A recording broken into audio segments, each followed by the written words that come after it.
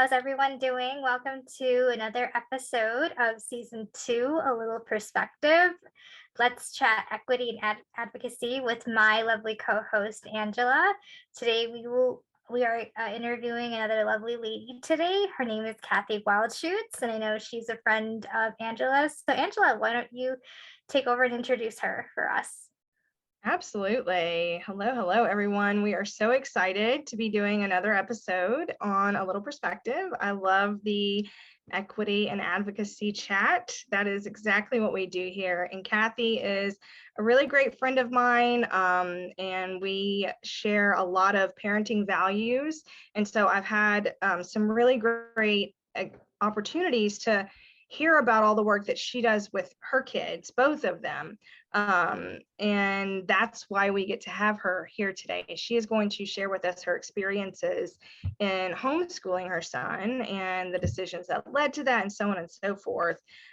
Cathy is a naturopath. She is an exercise guru, teacher, trainer, Reiki, and all of those fun natural things, something else that we share in common as well. And so, Cathy, why don't you tell us a little bit about yourself?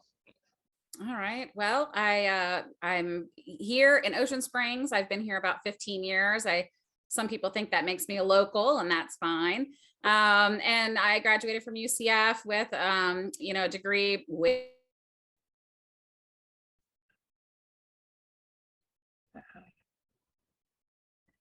Uh-oh, did we lose her? Oh, yeah, I think she froze. Can you see me? Yeah, there Okay, you you're are. back. There you are. You're back. Oh dear. Let me know if this continues. I may have to move location. Okay. Yeah. You said that you got your degray, and then that's kind of when. Okay, and then went to work, and then when we moved here, decided to have children, and so had my children, and then stopped working, which was a really wonderful thing to be able to take a break and figure out what I wanted to do with my life as an adult. And so then I did become a traditional naturopath, and I do love the health and wellness industry as well as the mental health industry. Super important to me. And so that's kind of where I've landed, and being a mom is my first priority. And so I've been really fortunate to be able to work part-time while taking care and raising my children. So it's been a real blessing here. How old are your kids? I have an 11-year-old girl and a 9-year-old boy. Almost 10 and 12, I should say. We're getting close. We're getting close. Yeah, we have a birthday this weekend. So oh yeah, fun stuff. Yeah. I know it is. So your son and my son share a couple of the same diagnoses with ADHD and ODD. ADHD is kind of more commonly known and thought of as a hyperactivity, someone who's bouncing off the walls. And while that's often the case, not always, and I wouldn't even say often, but can be the case, but certainly not always. Aiden has ADD, and she is not that. She is my daydreamer, but deal is that he's the hyper, and we struggled with ODD. He is in 6th grade this year. Yes, I think so. 6th grade this year.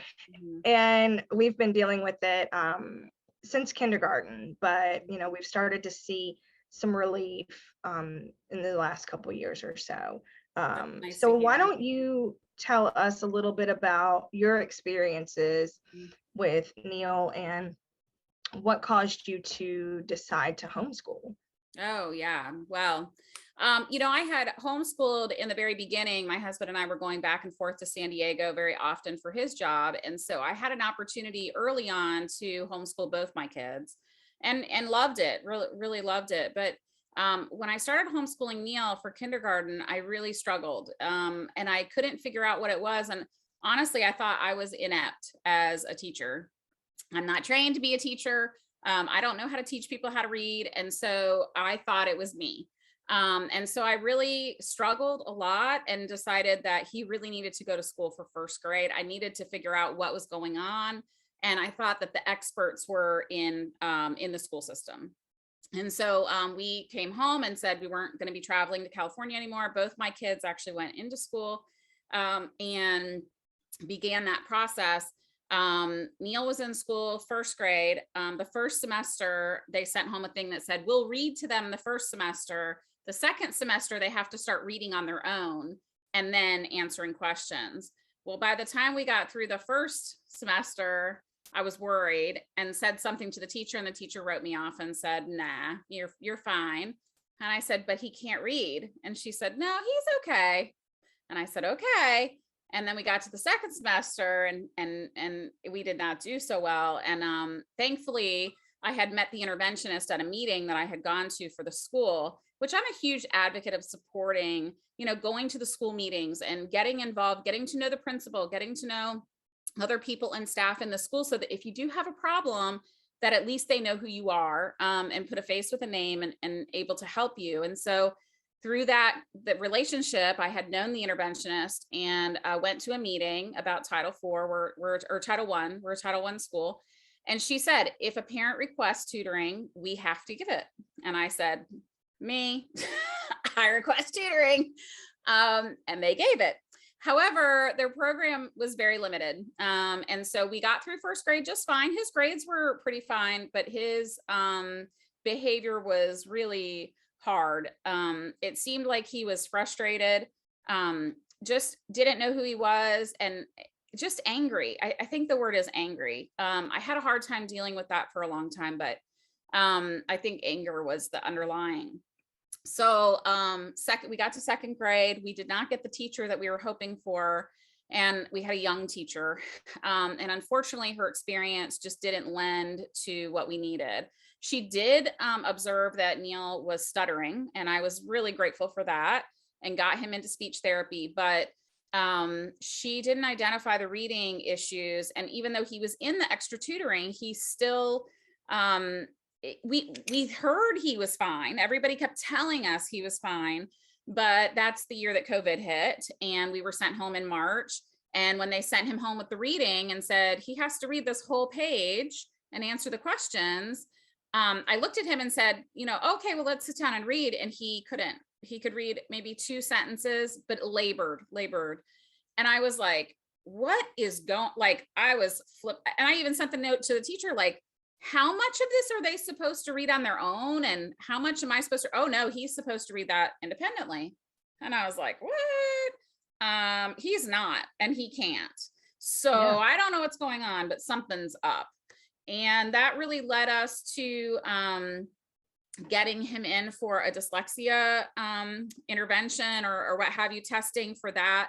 That's kind of where we started. And I was really feeling under pressure to get him a diagnosis quickly, so that we could figure out what we were going to do for the next year. So he got that diagnosis over the summer, 10 days before third grade. And our only option was to go back to the public school where we were, or they do have a dyslexia school here locally, but they wanted $10,000 up front. And I was like, whoa, 10 days you want? Okay, no, that's just not going to happen. And so I was stuck. I took him to his pediatrician, and we discussed a little bit about the dyslexia, and he encouraged me as much as he could. And we said, we're just going to do public school. And since it was COVID, it was virtual. And so I said, I'm just going to sit next to him, and I'm going to see what they do, because I didn't feel confident in my own skills. So I sat next to him 8 hours a day, all day, every day, until November. And by then I'd lost my mind. It was awful. It was horrible. And I was like, why are we doing this? Like, they just kept testing his disability over and over and over with no support. He has, unlimited time to test. And I'd be like, okay, well, it's 6 hours later and he's still doing the test. Like, that's not cool. He can't do that. Like, that's not helping. They refused to reduce his work. I mean, there's a lot. His teacher was fabulous, but they have certain rules they have to follow. And so we were really stuck, and we went back to the doctor in November, and the doctor said, why aren't you homeschooling? And I looked at him and said, I don't know. This is crazy, and withdrew him the next day. So here we are. So he's now in 4th grade. We're at the end of 4th grade. He's been home since the middle of 3rd grade, I guess. But really all of third grade and all of fourth grade. And that decision was the best decision, I think, for us that we could have made. We certainly couldn't afford the dyslexia school. That was a 3-year program, $10,000 a year, without scholarship. And we didn't know if we'd be eligible for a scholarship the next 2 years. And then we just didn't know. And so the tutors are $45 to $65 an hour, 3 hours a week. So start adding that up, and that's, costly. And I felt like it was like, after watching that teacher, I really determined it wasn't me. Like, I can teach this. And I saw what she did, and I felt very comfortable that, I could handle it if I did my research, which I had been doing from July to November. I'm one of those research people. You put me on a task, and I have ADHD as well. And so I can super hyper focus. And so I hyper focused for 5 months, read everything, watched every video, looked at every learning tool. I knew how to teach him. And so I felt very confident. And that's where we've been. That's awesome. What a ride. What a whirlwind. Oh my God. Yeah. I bet I can't. That's to go through all of that, just to go through, talk to so many people, you hear one thing and then hear something else, and just finally be like, oh, hey, that's it. Your child best, right? So right. Absolutely. Could you talk more about the homeschooling experience and I bet you must have seen such a difference and a positive difference, with your child. And could you talk about what you've noticed, as you started homeschooling him, what you've seen so far? Absolutely. The first thing I'll say is that November we brought him home. We knew that dyslexia wasn't the only thing. He got dyslexia and dysgraphia, which, if you don't know what that is, there's 3 forms of dyslexia. Dyslexia is reading. Dysgraphia is writing, whether it's being able to write the letters or actually being able to take a thought and put it on paper. There's two forms of dysgraphia that they talk about, and they get kind of intermixed. And then the third is dyscalculia, which is math, which my son does not have. So he had those 2. So we started there, but we knew in November that wasn't it. So we actually went back for testing in January of that year, or the next year, for ADHD. My son is not hyperactive. So like Angela's son has a hyperactive. The H in ADHD actually stands for hyperactivity / impulsivity. And my son does not have hyperactivity. He absolutely has impulsivity. And that makes him respond to things without thinking. And so that impulsivity is what drove us. That's where ODD also lies, because they can't contain the anger. And so it kind of spills into everything. And so once we had that diagnosis, we did decide, he was 8 years old, to medicate. We had not, up until that point. I am a naturopath. I have done everything possible under the sun to help him in a natural way. And we just got to the point where it wasn't working, and he needed something and I needed something, because things were not going well. Even though we were homeschooling, I had taken the frustration of school away. I had taken the frustration of tests away. We had really cut down on his schooling so much to focus just on reading, just on the writing, just on math, just the basics. Let's get through a couple months here and see how it goes. And he was still very frustrated. So we knew something was up. So medication started a year ago, about this time, April, and it has changed our life fundamentally. So I wish we would have started earlier. I have to say, I really do. I think it would have helped him. Plus, he's been in therapy for, I don't know, since he was 5. We knew there was something. I thought it was autism. And we were really going down that road, and then really discovered we didn't know what ADHD was. And so that was the second learning, right? Then the second hyper focus of what is ADHD? Well, as soon as my son got diagnosed, my daughter wanted to be diagnosed. She said, I have it. And I said, you know what? I think you're right. So she got tested, and she's ADHD inattentive. So she's the inattentive type, which is the same as your daughter, Angela. So, I was just about to ask you about to talk about that too, and how his diagnosis kind of spurred hers, and the differences in how, there's coping and such with the two of them, because they're close to the same age, same bloodline and all that, but there's still going to be different coping mechanisms and ways that you see the ADHD and things like that. So I would love for you to talk a little bit about that, because again, like you said, like my son literally can't sit still. My daughter daydreams. She just sits still. That's all she does. And DL, we tried medication with him for 5 years, different kinds, different combos, amounts, like everything, and it all ended up bad. And him being homeschooled during COVID, which was an absolute nightmare for me because of his ADHD, and I have 3 kids, and I'm a single mom running a business, but because of his ADHD, homeschooling was just get whatever you can get done, son. Like, just get it done. I don't care, because luckily we don't have the dyslexia and dysgraphia or the math one. So that helps us a little bit. But I say all that to say that him coming home, I do think made a difference, though. And I think that was the beginning of us being able to help him, also maturity matters too, right? But I think that was the beginning of me being able to spend a little more time with him to help him understand himself a little more, because, teachers aren't really able to do that. So I guess now I have 2 questions. Sorry, because I kind of went off on a tangent, squirrel. So my first question would be, tell us a little bit of the differences and how they present and things like that between your 2 children. And then, shoot, I just forgot my second question.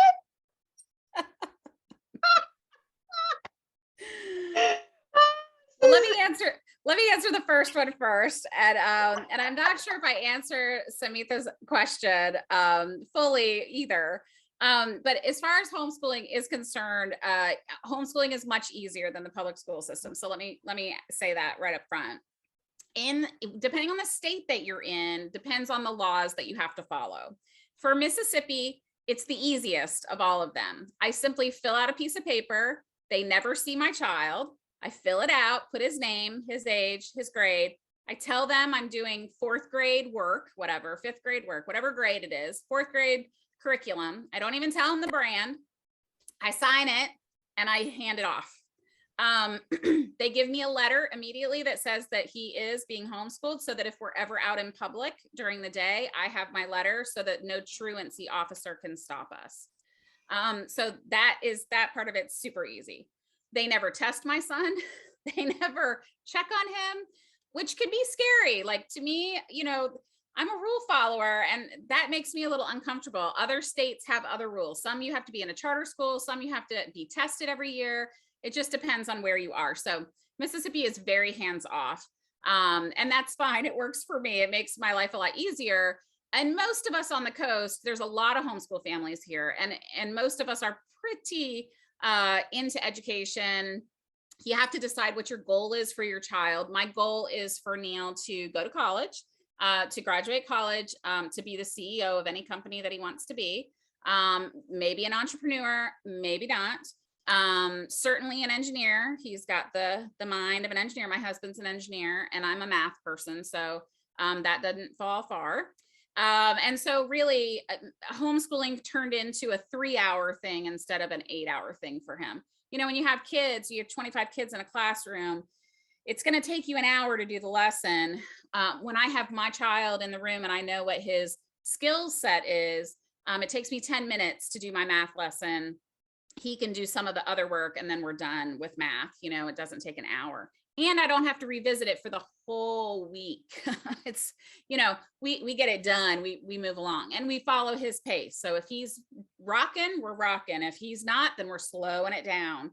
And especially with the reading, of course, we are very slow. That we will finish our curriculum for dyslexia at the end of this year. So that's always been my goal. And we are right on track to getting that done, so that he'll feel more, he will feel more enabled to read. It will always be a challenge. It will always be difficult. It will always be slow. but he will have a lot of knowledge about phonics that he can decipher words a lot better than what was happening in the school system. So that's where that comes from. And homeschooling for me, I've been able to leave him and go to work, during the day, for a few hours a day. And so it's been good for both of us. He has some alone time, which is great for him. He has time with me.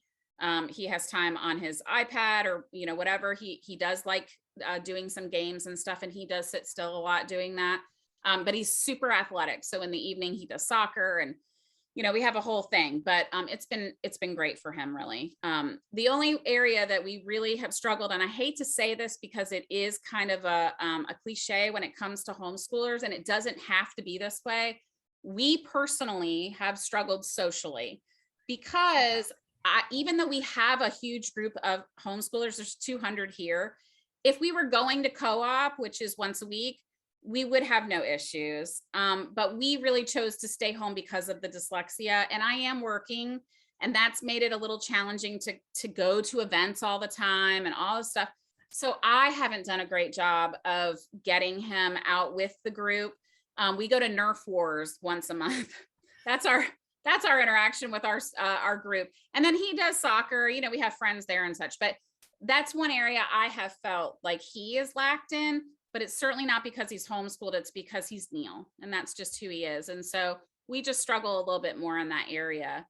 So your question was related to the ADHD, the differences. And so we're talking about impulsivity as it relates to my son, super impulsive. So if he gets angry, he's going to respond to that anger.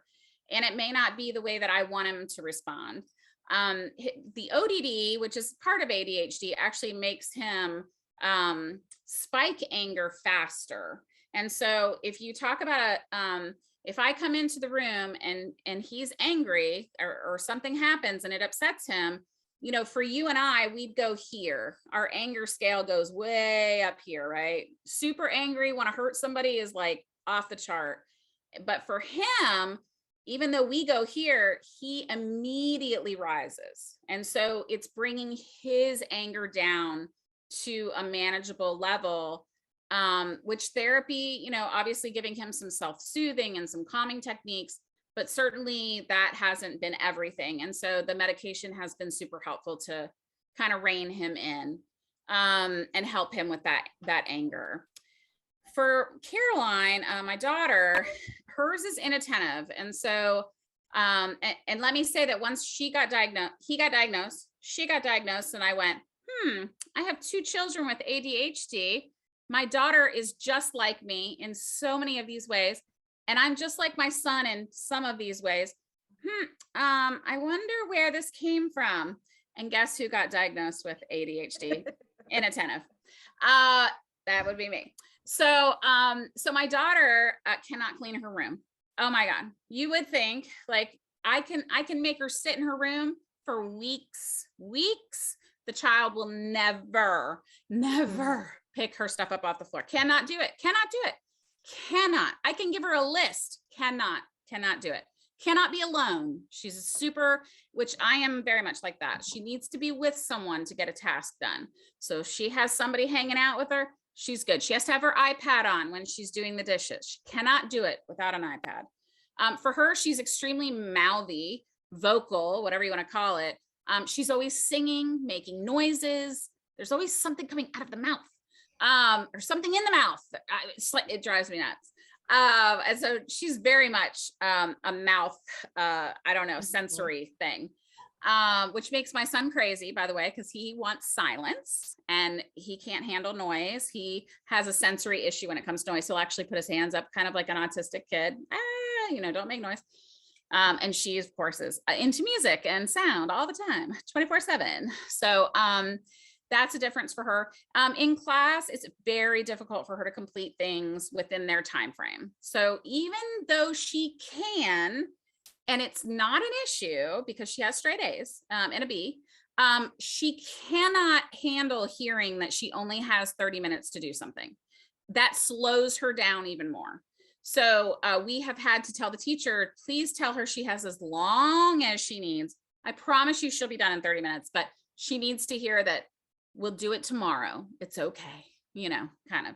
And she has anxiety. And that was the other diagnosis that I have. And so she worries a lot. And so there's lots of tears in transitions. So when we start the school year, she's going to a new school. We will be all hands on deck. There will be a therapist weekly appointment. There will be me being there with her. Her teacher and I will have conversation. We will have a 504 in place for her for the first semester in order to help her kind of decompress and get used to things. She doesn't like change. So we've got to get used to it. And then she'll be fine. And then she will be brilliant. Both of my kids are gifted. So they're called 2E kids, 2 exceptional. And so they are both gifted and they both have dyslexia. My daughter has dyslexia, dysgraphia, and ADHD as well. And her dyslexia is in spelling. So she's, fine. Otherwise, she can read. I can hear her guessing, but she can read fine. But it's the spelling. She has no clue what's going on. And then the dysgraphia, hers is her handwriting. And she will say, I hate my handwriting, Mom. I hate my handwriting. And so she wants to type everything. So that's been her experience. So every child, even with these diagnoses, are completely different. And we have to treat them as individuals.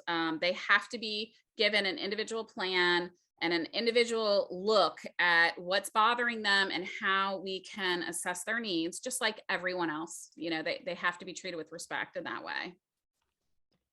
I love that you just said that, or that you pointed out the difference that even with dyslexia, dysgraphia, like her reading is not such a struggle, but her writing is. Malika's like that too. Yes. And her pre-screening says she's dyslexic, but like you said, the only place that does anything about it here is not affordable. So right.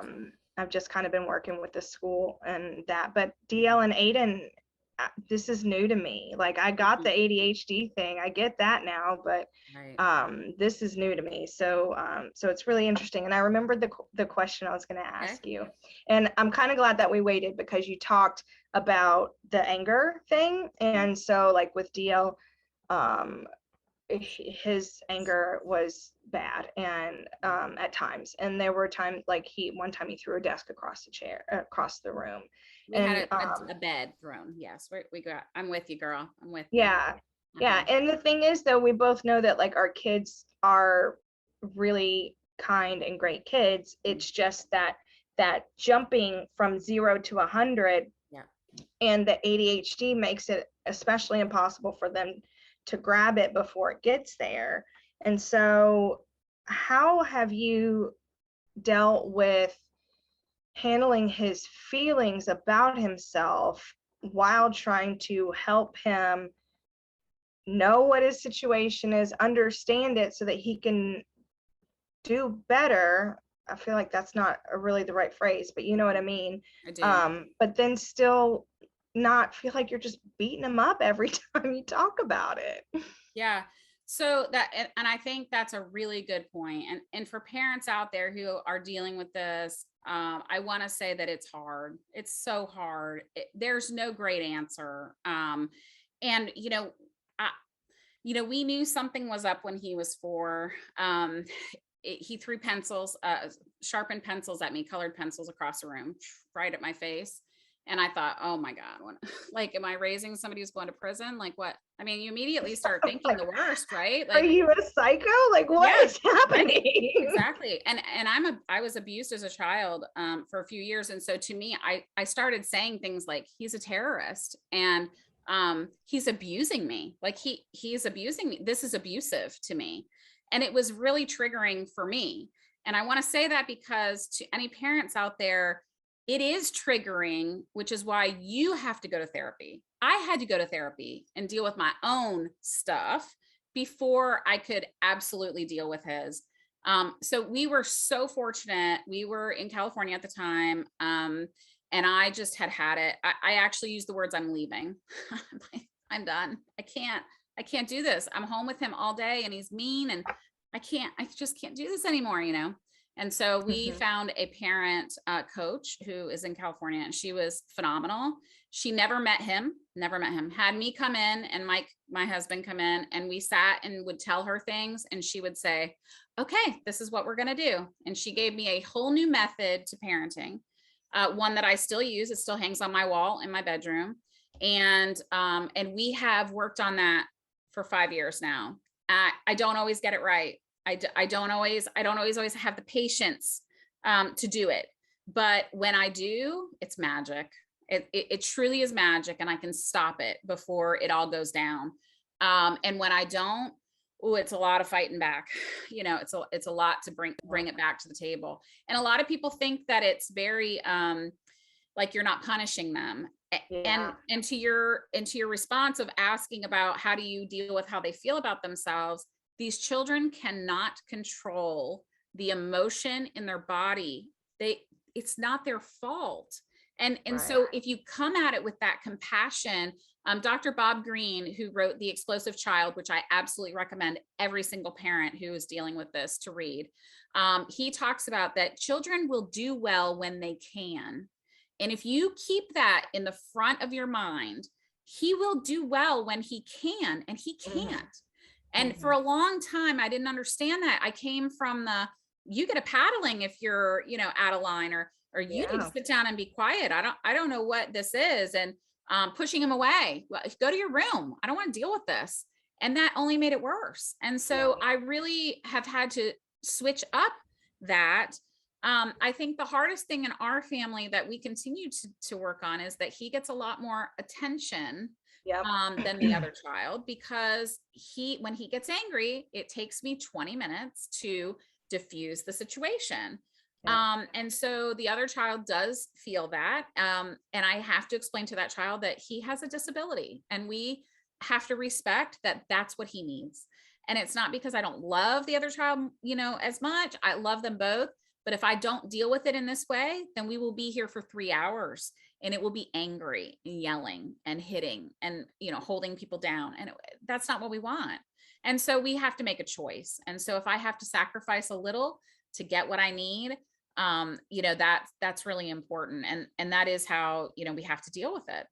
So it's hard. There's not an easy answer, I don't think, to this. Mm-mm. Yeah, no, Ron Hume we had on, he was our first guest, and he is an adult with ADHD. What is Ron, 70, Samyuktha? Yeah, he's in his like mid to late 70s. Yeah. So we got to talk to him about, what it was like for him and all that. And he suggested The Explosive Child. Yes. And there was a children's book that he suggested, but DL's, it's too little for our kids. But a walk in the rain with a brain, or a walk with my brain in the rain, or something. It's something like that. So that was a children's book that he had recommended. Yeah. That was really good. I love the way you answered that. That was awesome. Thank you so much for going into such detail. Yeah. Could you talk about your work in naturopathic medicine and share, well, I'm sure that a lot of our viewers don't know, this is the first time they've heard of naturopathy, and would you be able to share like how that has, played a factor in your experiences raising your children, and how it has helped, and anything you'd like to share? Sure. Yeah, I'd be happy to. In college 20-ish years ago, I was using essential oils way before they were popular, I would go to the health food store, and I would have to ask the person behind the counter and talk to them about it, and then be given, an oil, and then have to go do tons of research trying to find information, because there really just wasn't a ton of information out there. And so when my daughter was 3 or 4, she started having episodes every 3 weeks where she would like zone out. She was little, and her eyes would get bloodshot. She'd sit on the couch in this little like zoned out little thing, little fever, no eating for 3 days. And after the 4th time, I sat down with a calendar and kind of backtracked, like, when was that? Oh my gosh, it's every 3 weeks. that's a pattern. So when you start reading up on all the Google stuff, you freak out a little. And I took her to the pediatrician, and we have let me just say, my pediatrician is amazing. He's very experienced. I want to say he's been doing this 40 years. He's the oldest pediatrician on the coast. And we have really grown to respect each other in our own ways. He understands that I do things naturally, and he's always given me room to do that. And that's been really, really a blessing, because a lot of pediatricians don't put up with that. They don't want you meds and vaccines and he's always been very sure to slow down and make sure that I'm good and he's good, and we can come to an understanding together. Whether we slow things down, for vaccines, we slowed things down a bit. We didn't do it as fast as they wanted. That kind of stuff. And so when it came to this particular issue, he spent an hour with us just talking, like, tell me what's going on. How is this happening? Blah, blah, blah. And then he gave me a blood worksheet and said, she needs to have this blood work done. And I was like, oh my God, she's not gonna have any blood left. Like, and she's not even 4. Like, I'm gonna have to hold her down. She's gonna freak out. This is not gonna go well. And I said to him, okay, I get, because it was like for IgA deficiencies, it was rheumatoid arthritis, for kids. I mean, we were talking some really heavy cancer, could be cancer. There were some things on there that really made my heart stop a lot. And so I said, okay, I would like to go home and I would like to try it my way. And because he said it could be all this, any of this, or it could just be her immune system. You take her to Walmart, you take her to church. 2 worst places in the world to take a kid. He just laid it out. And I said, okay.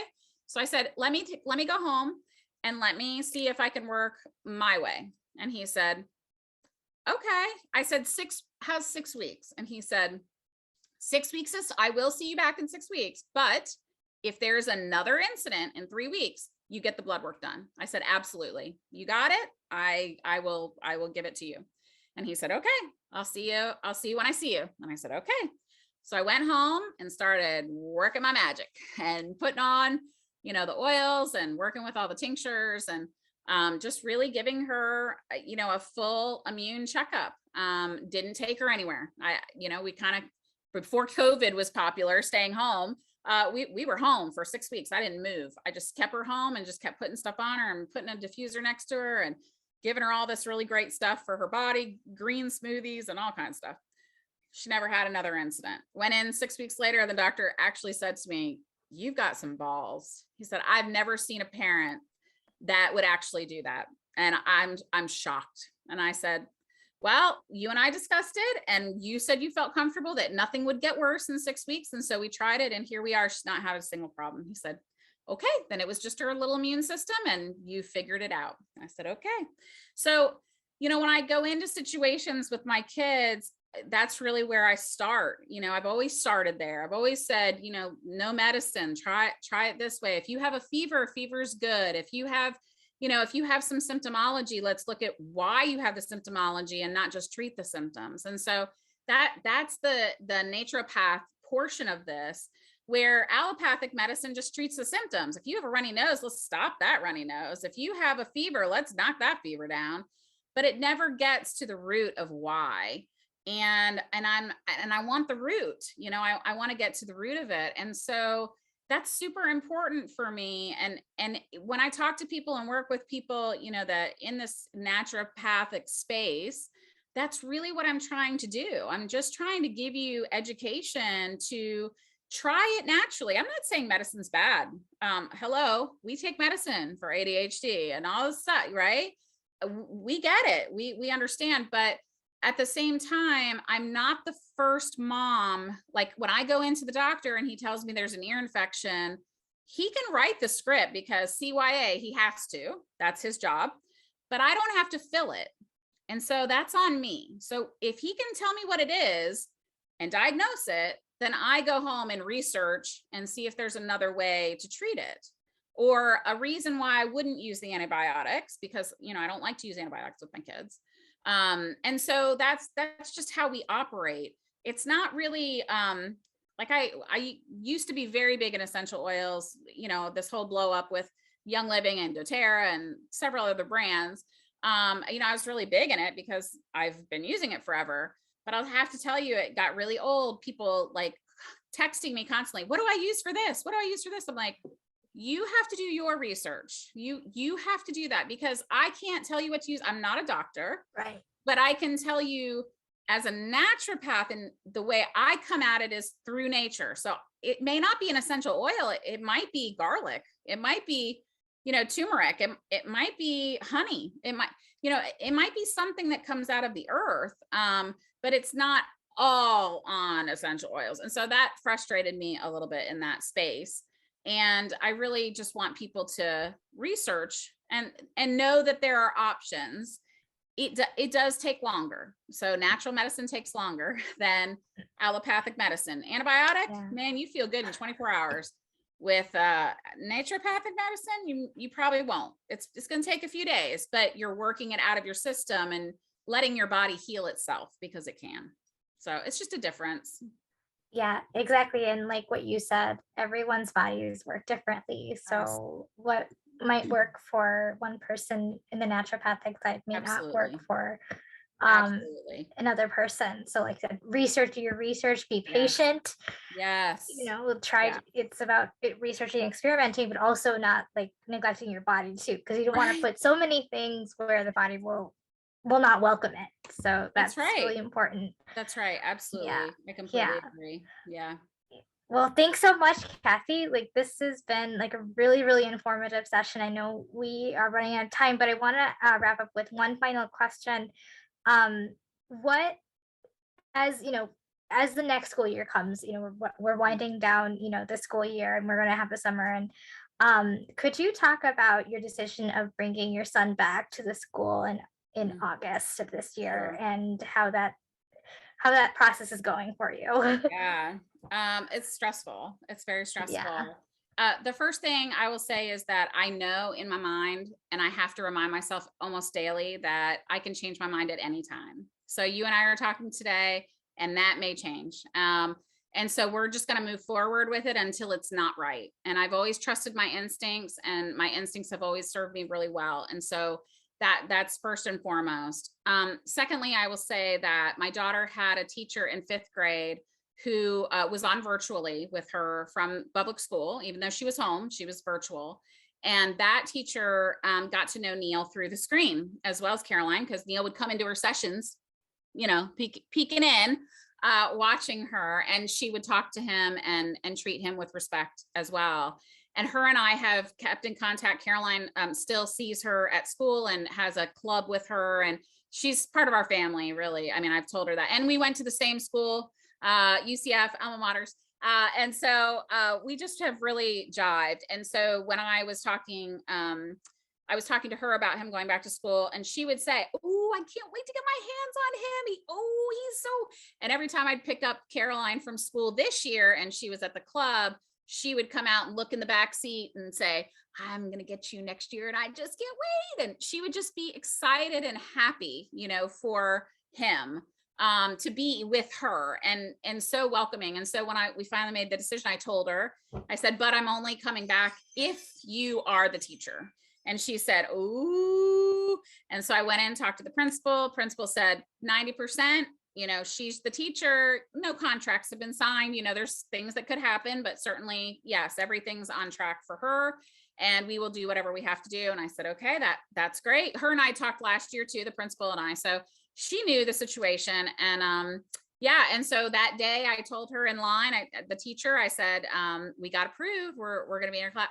She was like, "Oh my God, she was so excited." And so that has relieved me. And I told her, I said, "There's going to be a lot of tears, you know me." And she's like, "Oh, Mama, we're going to be fine. It's going to be fine. It's all going to be, you just wait.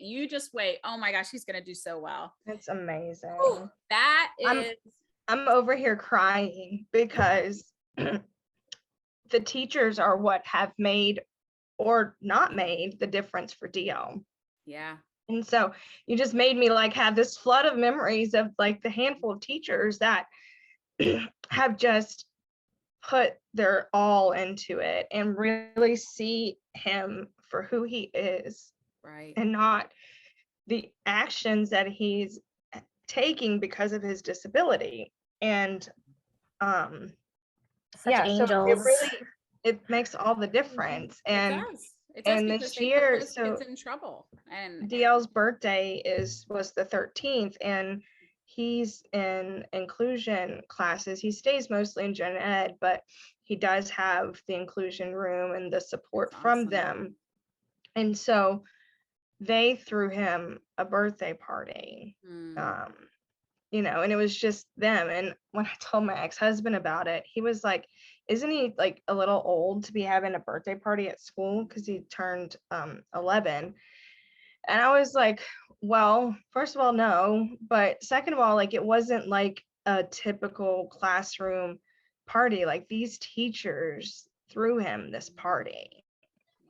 So sorry, that was not expected, but it's so true. Like, they make the difference, and not everybody is made to be a teacher. Not everybody's made to be a teacher that deals with kids with, disabilities. But man, the ones that are, Yeah. they are life changers. They are. They're so heroic. They're worth every Mhm. penny. I would do anything for this teacher.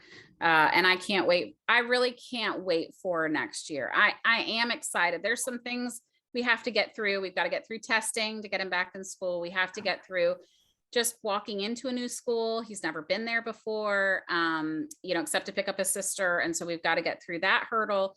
But I really feel like this is the right move for both of us. I'm ready. I need a break. I've been doing this 2.5 years, and I'm tired, and I've really put myself on the back burner, which is fine. That's my role as a mom. My therapist would tell you, my kids come first, and she knows, and her and I have had to work very hard on self-care for me. And this year I've worked very hard on self-care for me. Making sure I get a massage every month, making sure that I am teaching my classes, because those classes help me. Exercise helps me. And heck, if you're going to pay me to exercise, I'm in, I mean, come on. And that's really, and using my gift, my gift is in helping others. And when I'm not helping others, my flame goes out. And so while it's not naturopathic medicine per se, it certainly fills my soul to help them in whatever, exercising, diet. I do blood pressures there at the Y. I'm part of their blood pressure program and their Healthy Heart Ambassador. And we're looking at a diabetic program that we'll be adding. And I want to work on that. And there's some things I want to do. I want to go back to school, and, I've got some things. And so I'm working really hard to get him independent. And the other thing I'm going to say, and this is hard because as someone who has some disabilities and children with disabilities, it's hard to say this, but I never want to underestimate them. And sometimes I can be that person, right? I can say, "Ooh, I don't think that's good. I don't think we should test that." And I need to test this. I need him to see he can be successful in a classroom and can be whatever he wants to be. And I've got to step back. I cannot protect him his whole life. It is not good for him. It is not good for me. And so we are going to test the waters. And if it doesn't work, I know where my classroom is right here at home. So I know we have other options, and we'll figure out what those options are. So I love that. And that's exactly how I'm homeschooling Aiden next year. And I'm really excited about that. I do not have it in me to do DL, but I think they do him. We've gotten into a good situation. So I really honestly wouldn't be doing him any favors, but I'm really excited about homeschooling Aiden. And then when I have those moments of fear, or when she does, I just keep telling her, I was like, it can be as long as you want it to be. It could be the first semester, it could be all year, it could be until you graduate, and we don't have to make that decision right now. We can just take it as we come. Yes. And I've seen an improvement in her releasing of insecurities and fears, just in the knowing that she's not going to be there next year. And so that's been a really neat experience too. So yeah, I'm so glad to have you as a friend and a fellow mom and all of that. And I'm not going to say anymore because I'm about to cry again. Thank you so much for sharing all of this with our audience. This has been, I mean, just huge. This is such great information. And the way you explain things is always so simple and easy to understand, even when it's complicated. So thank you so much. Sounds like World War III outside my bedroom door. I don't know what's happening. I don't know if you can hear that. No, but no, thank you so much, Cathy. Thank you, Samyuktha, as always. I really appreciate you and this conversation. Cathy, how would you like, or if you would like, anyone to connect with you or follow you on any socials or anything? I don't keep my socials up to date anymore because I'm just so busy. When I do have time, I go under Naturally Guided Health. And so you can look me up on Facebook. It's naturallyguidedhealth@gmail is my email address. And so I just keep my socials private just because I do share a lot of my journey with my family and my friends about what's happening. And I never want to overstep and allow the public, to be totally part of that. But Naturally Guided Health is where I would share my naturopathic information. I do share some information, and certainly if they want to message me or send me a message, that's fine. And I'm happy to help, especially when it comes to the dyslexia or the ADHD. And I mean, I'm happy to give resources, and share what has worked for me and what has not worked for me. I think this is a community that we have to embrace. These moms are desperate. I'm on a couple of pages, and my heart goes out to every mom dealing with ADHD, ODD, and any of the byproducts of that. There's so many comorbidities that go along with this. And it's just been a journey for myself. And I know for you, Angela, as well. And we have to embrace this community and help these babies. They are not troublemakers. They are not, that's just not who they are. They are super bright, super ready to jump in. They just have to be given the opportunity to do that. And finding that teacher or finding those people in their life to do that is key. And so I'm with you 100%. Awesome. So let me know how I can help in any way. If somebody gets a hold of you, feel free to let me know. Sure. Absolutely. Thank you again so much, Cathy. Thank you, Samyuktha. Thanks for having me. Yes, thank you both. Yes, and thank everybody for listening. And please share this because you never know. Some of the things that Cathy talked about are not well known, and so it very much may be that someone's kid is struggling with these things. And so please share this so that just for awareness, which is exactly why we have this equity and advocacy chat. I'm going to be using the heck out of that. I love it so much. 100%. I love it. I love it. All right, ladies, y'all have a great evening. Audience, have a wonderful day. And I love all of you. Bye. Bye.